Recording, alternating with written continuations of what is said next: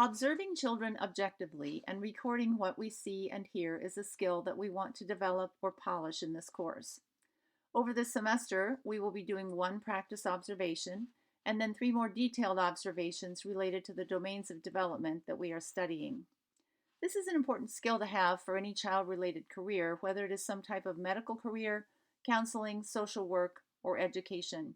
Young children very often cannot tell us what we might need to know, but if we are a skilled observer, the children can communicate very effectively through what they say and do while we are observing them. As we learned earlier in this course, there are several ways that we can effectively study children, ranging from observations and anecdotal records to case studies to experimental research using cross-sectional or longitudinal methods. The most commonly used would be anecdotal observations. These written records allow us to do a variety of things.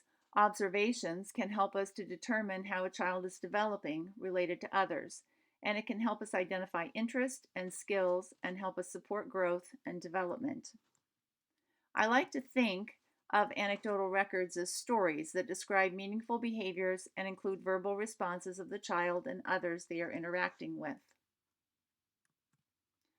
For our course, we'll be using video clips to practice this skill. Most typically, in real life, these observations would be done live, with the observer writing down what they see and hear as it is happening.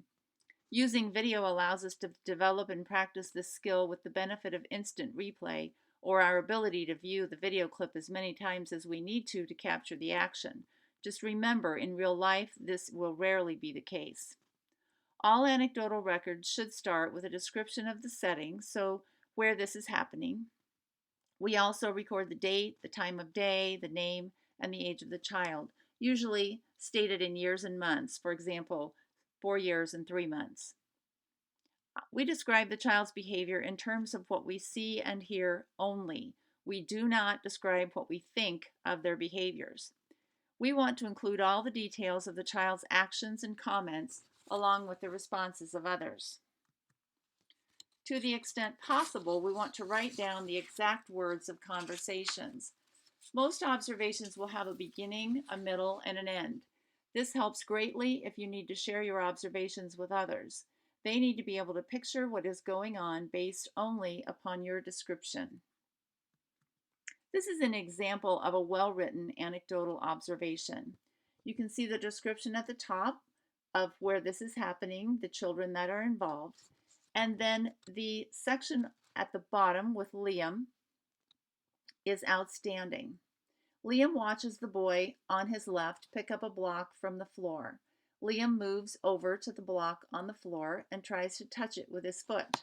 Liam returns to the table. He has a blue tubular block in his right hand. He says, "Whoa, watch this," and he begins to roll his block on the table and pushes it across the table. He runs around the table and retrieves the block. He takes his right hand with the block in it and pushes the train in the center of the table to the side. Next, Liam returns to his original spot at the table and says, "Oh, watch this, watch this." He then rolls the tubular block again on the table. Liam looks at the boy next to him and smiles and rolls his block to the center of the table again. This time, the block goes to the center of the table and Liam reaches out with his right hand and retrieves the block. He repeats this motion with his block once more.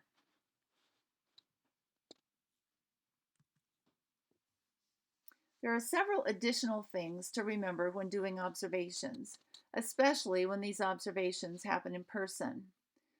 Whatever we are observing should be confidential, only to be shared with selected other professionals on a need-to-know basis. For example, a number of years ago, I had a little boy in my preschool class who was very aggressive.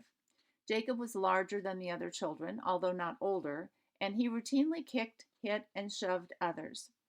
I had tried pretty much everything in my teacher toolbox of strategies for dealing with him, but nothing much worked. Parents of two other children had begun to contact me, stating that their child was afraid, so I knew I needed to take additional steps. The classroom aide and I had already been recording frequent anecdotes about Jacob's behavior, so we contacted the area education agency child behavior specialist to come in to observe. We shared our observations with the specialist, and he shared his with us. We were then able to develop a plan for supporting Jacob as he learned better ways to express himself and to manage his anger. But imagine the issues that could have arisen if we had just vented and talked out in public about our frustrations with Jacob. It would have been viewed as very unprofessional, and there would always be a danger that our casual comments, however entertaining they may have been, would reach his family members, who definitely would not have found any humor in these things being shared publicly.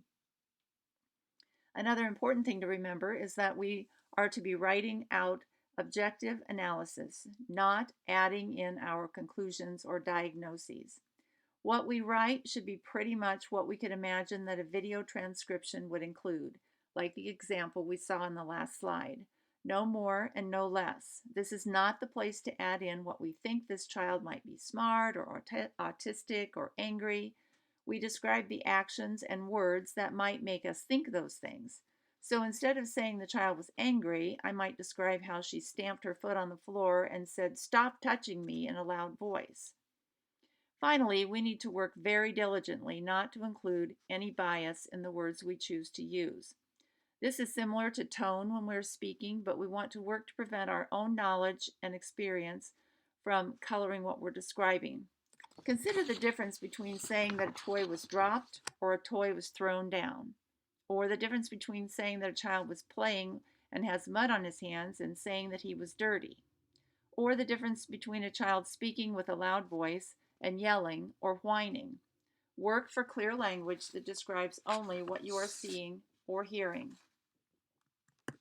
Our practice observation assignment will simply be writing the anecdote, but this is really just the first part of what we will be doing for our detailed observations. When you do your practice anecdote, I will be giving you feedback prior to writing the rest of your detailed observations. Our 3 detailed observations will each include writing up an anecdotal observation based on a specific video clip, and then the assignment continues on to include 3 additional sections.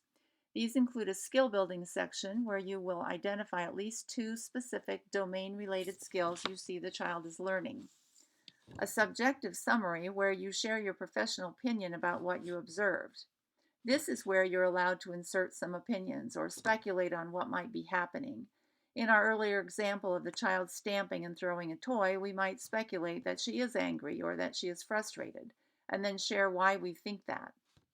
We still need to stay away from labeling and diagnosing, but a suggestion that you might want to discuss a particular situation with a professional is okay. A final section is suggestions for future learning. And here is where you make at least one suggestion for the child to expand on what he or she is currently doing that would foster additional learning. There are resources in the guidelines module for skill assignments that can help you with this, including an excerpted section of the creative curriculum about play.